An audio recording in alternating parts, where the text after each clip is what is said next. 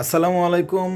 রাত করে আসলে একটা ব্রেকিং নিউজ, তার জন্য আসলে ভিডিওটা বানানো যে তামিম ইকবাল খান সব রকম আন্তর্জাতিক ক্রিকেট থেকে অবসর নিয়েছেন। এইমাত্র আসলে নিউজটা প্রকাশিত হলো। তার পার্সোনাল যে অফিসিয়াল ফেসবুক পেজটা আছে সেখানে আসলে তামিম জানিয়ে দিয়েছেন যে তিনি আর আন্তর্জাতিক ম্যাচে ফিরছেন না। আসলে মূলত গত 2-3 দিন আগেই ব্যাপারটা ছিল। বাংলাদেশের প্রধান নির্বাচকের সাথে তামিমের দুই তরফা বৈঠক হয় এবং সামনে চ্যাম্পিয়ন্স ট্রফি আছে। গুঞ্জন ছিল যে চ্যাম্পিয়ন্স ট্রফির মাধ্যমে আসলে তামিম ইকবাল জাতীয় দলে ফিরবেন। তবে তিনি সময় নিয়েছেন 2 দিন না, তিনি সময় চেয়েছিলেন যে আরেকটু সময় ভাবার জন্য যে আসলে জাতীয় দলে ফিরবেন কিনা। তো তখন থেকে আসলে গুঞ্জন চলছিল যে কি করবে।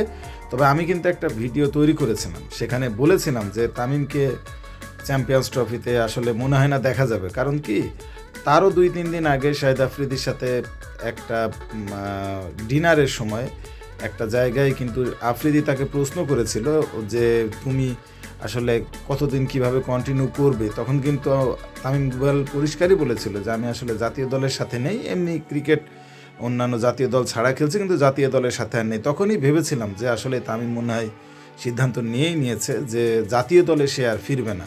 তবে দীর্ঘ পোস্টে তামিম বিভিন্ন জায়গায় কিন্তু নির্বাচকদের এবং নাজমুল হোসেন শান্তর কথাও বলেছে যে শান্ত বেশ কয়েকবার তাকে রিকোয়েস্ট করেছে দলে ফেরত আসার জন্য, কিন্তু সে তার সিদ্ধান্ত নিয়ে ফেলেছে। এর পাশাপাশি বাংলাদেশের জনগণের প্রতিও আসলে তামিম কৃতজ্ঞতা জানিয়েছে যে অনেকেই, বেশিরভাগ লোকজনই তাকে চেয়েছে যে তামিম ভাই যাতে আবার জাতীয় দলে ফেরত আসে। এবং সর্বোপরি তামিমের যে ছেলে, সেই ছেলেটাও আসলে কোনো সময় মুখ ফুটে বলেনি, কিন্তু তবুও তার মাকে বিভিন্নভাবে বলেছে যে বাবা আবার জাতীয় দলের জার্সিতে ফিরুক। তো ছেলের মনেও আসলে এখন দুঃখই দিল আসলে তামিম।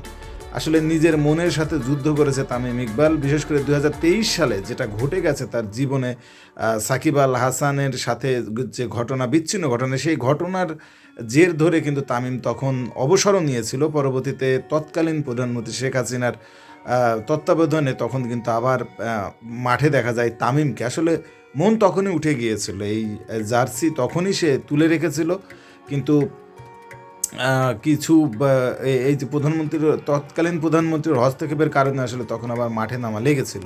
সব মিলিয়ে আসলে তখন তার বিরুদ্ধে যে চক্রান্তগুলো হয়েছিল সেগুলো আসলে তামিমের মনে অনেক বড় আঘাত এনেছিল এবং সেখান থেকে আসলে জাতীয় দলে আর খেলবেন না এমনটাই সিদ্ধান্ত ছিল। এবং যখন চ্যাম্পিয়ন্স ট্রফির দলের জন্য তাকে আবার বলা হলো, সেই সময় আসলে তামিম সিদ্ধান্ত নিয়েছিল এবং সেই সিদ্ধান্তটাই আসলে জানিয়ে দিল যে মোদ্দা কথা আন্তর্জাতিক টি-20 থেকে তামিম, আন্তর্জাতিক টি-20 না, আগের থেকেই তো টি-20তে অবসর নিয়েছেন তিনি, আন্তর্জাতিক সব ধরনের ক্রিকেট থেকে অবসর নিল তামিম। অর্থাৎ বাংলাদেশের জার্সিতে তামিম ইকবালের আর দেখা যাবে না।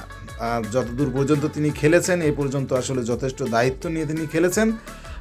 অবশ্যই তামিম ইকবাল খানকে মিস করবে বাংলাদেশের জনগণ, প্রত্যেকেই মিস করবে, কারণ বাংলাদেশের সর্বশ্রেষ্ঠ ওপেনার বা সর্বশ্রেষ্ঠ ব্যাটসম্যানের ভিতরে একজন অন্যতম নাম কিন্তু এই তামিম ইকবাল খান। তামিমের এই অবসর নেওয়াকে কিভাবে দেখছেন কমেন্টসে জানান। ধন্যবাদ।